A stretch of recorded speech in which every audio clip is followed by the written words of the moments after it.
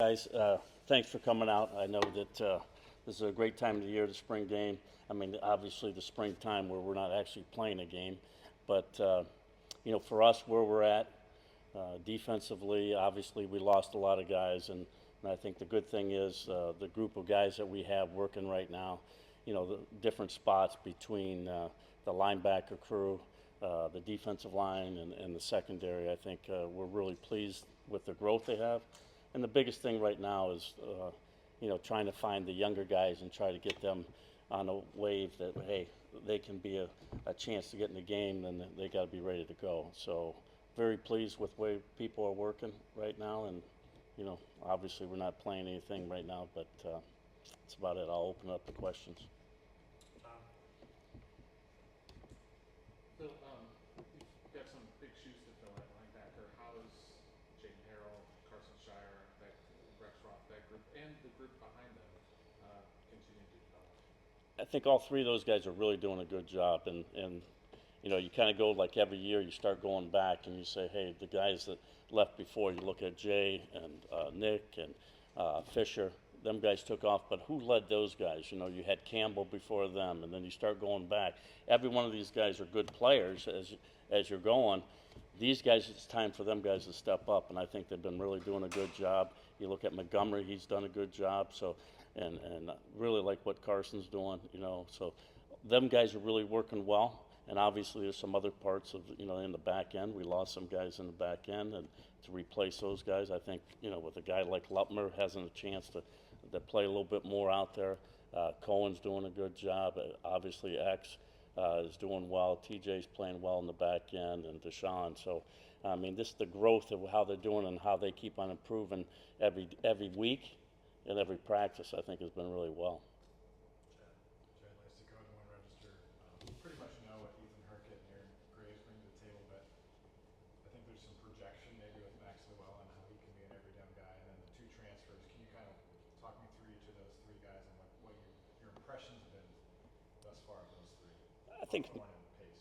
yeah, Hawthorne and Pace. I mean, I think that obviously they're coming from a good program, and they played a lot of football where they have, and I think they're really going to be able to help us out. I mean, I see those guys getting into the mix right away. I mean, I think them guys are obviously give us depth, but you can see them rolling them in. Even on the first series or whatever it is, I think they've done a good job. And obviously, Graves has been doing it so long. You got Pittman's been a little bit injured, a little bit, and backing off, but he's doing well. Very happy with the inside guys. I think Max Llewellyn, he's really improved. He's been playing both sides, so I like his progression as he gets, as you get older and mature and you start understanding the game a little bit. He's been playing very well.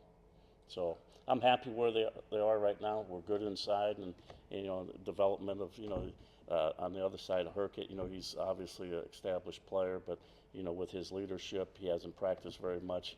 He's been out a little bit, but and you get Allen if he can come back and help us out. I think it'd be good. So, we're not where we want to be yet, but we're getting there. Scott Doctrin, The Athletic. I wanted to ask kind of along those lines of the defensive line. Losing somebody like Y.A. Black, who's underrated, who's really did some damage for you as far as taking up blockers. Do you have a player who can play like Y.A., or is this going to be kind of by committee until somebody kind of establishes themselves in that regard? Well, obviously, when you lose good players, you want the other players to come on. And what we did help reinforce ourselves with the portal, so that has helped us a little bit in that depth area. I think it's going to take, all four guys to help us out a little bit and play in a little bit, maybe a little bit more of everybody. Uh, he played a lot more than, some guys at some point take more snaps. But I think with the rotation nowadays, you still got to have that rotation up front. I think is very important. I think the depth that we did in the portal and bringing guys in like that's going to help us. Hey Phil, Elliot Buff, Hawkeye Beacon. I wanted to ask about defensive back. I know you mentioned Cohen, Zach, and those guys, of course, TJ and Deshaun. Some of those younger guys that have now been around for more than a year, Jalen Watson, Rashad Godfrey. I guess what have you seen from them at that cornerback spot? Yeah, I've seen some growth. I mean, obviously they're, the first year here last year, and Jalen got a little bit more playing time than Godfrey. You start working at it. But there's another guy that we flipped over a year ago was Moda, He came in. I think he's really jumped up the last couple practices, so I was impressed with him. So there's going to be some guys competing, with it. If we can get 5 or 6 guys getting ready, obviously, do we have enough guys in the back end? We're probably going to have to be, open to bring other guys in to help us out in the back end to have a full team. John Setties, your Rapids Gazette, kind of along those lines with the secondary. It seemed like there were maybe a few more big plays given up last year than what would be kind of characteristic for you guys. Kind of what do you attribute that to, and what's the key to kind of correcting that this year? Well, I think sometimes you have to go look at it and evaluate it. Obviously, we gave up way more than we usually have, but our standards a little bit higher than everybody else's about giving those up. So when you give them up, why? And I think it's sometimes where we're trying to press too much and try to say, hey, do we have to make that play? I think let the plays come to you. I think it's a lot easier than saying, hey, I got to go out and make a play. And sometimes it's like that. You give up some plays that you shouldn't, but overall, you give up you're 11th in the country in scoring defense, something like that. I mean, it's still good, but it's not as good as we like it. So, we got to work on that. And we're obviously going over here the last 13 practices. We probably give up a little bit more than I'd like, but I think it's been very competitive in the spring. So, they're doing a real good job against us, and they're trying to get our eyes all over the place. And you slip and miss a guy, and all of a sudden it opens up for an explosive play. So you're constantly, this is our philosophy is don't give up the explosive plays, and hopefully, 2 or less and hold them to 13 points. Hopefully you have a chance to win a game. Owen Seaver from KGA. I want to ask a question that's a couple months old, but I want to have you bring me back to Super Bowl Sunday and where you were when you see Cooper DeJean, one of your former guys, returning interception for a touchdown in the Super Bowl. What's your reaction like in that moment? Well, it's kind of interesting. I don't really watching the Super Bowl unless you have somebody in it, and obviously Cooper was in there, and the play kind of reminded me a little bit of, I think it was either Rutgers or Maryland, one of those plays over there, very similar play that he picked off and ran for a touchdown in one of the other games that he played in as a corner. And you could just see the way he moved around. He read the quarterback a little bit, and as soon as he caught the ball and he cut across, it just reminded us, he's probably going to score. Just like any kind of punt return that he might have had in Minnesota. Same type of deal. The guy has a great talent, has great vision, just a really good football player. And I was happy for him, for how humble he is, and for him not even thinking he could even play here at some time when he first was coming out. And, probably coming out of high school, can he really play here? And to see him grow as a person and see him how he excelled. And, he wasn't starting at the beginning of the year, and all of a sudden now he becomes the head of it. And I'm really proud of the way he handled himself in that situation. I'm sure Philly is too, Mitch, KGA, you brought up Alex Moda, who's a few weeks into moving over to the other side of the ball. Watching the very end of the way through your plug in the spot he was in before. Just if you could talk about the process of him flipping over to the other side of the ball. And I know he's battled some injuries the last couple of years. Yeah, he when he came over, obviously he had a wrist problem, and he's trying to practice with a club on his hand and stuff, so it was a little hard for him. But in the last 2 or 3 weeks, I see the progress of what he's done. He's made some really good plays. He's starting to get comfortable with what he has to do. It's a little bit different on offense. They give you a play, you got to do it, you got to adjust. But it's different. You know where you're going instead of reacting. And I think he's done a really good job, and he's improving. And it's going to take over the summer and camp to say, hey, this kid has a chance to go out there and compete.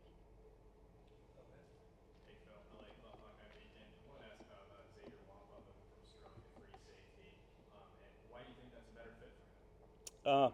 Well, I think it's another opportunity. We had some other guys that were trying to get on the field over there, and I think sometimes if you want to try to bring him down in the box, a bigger guy, it'd be helpful, I think, to bring him down there. I wouldn't say a linebacker depth at times. I guess we'd bring him down, and I think he can see more, and I think he's more comfortable there at free safety.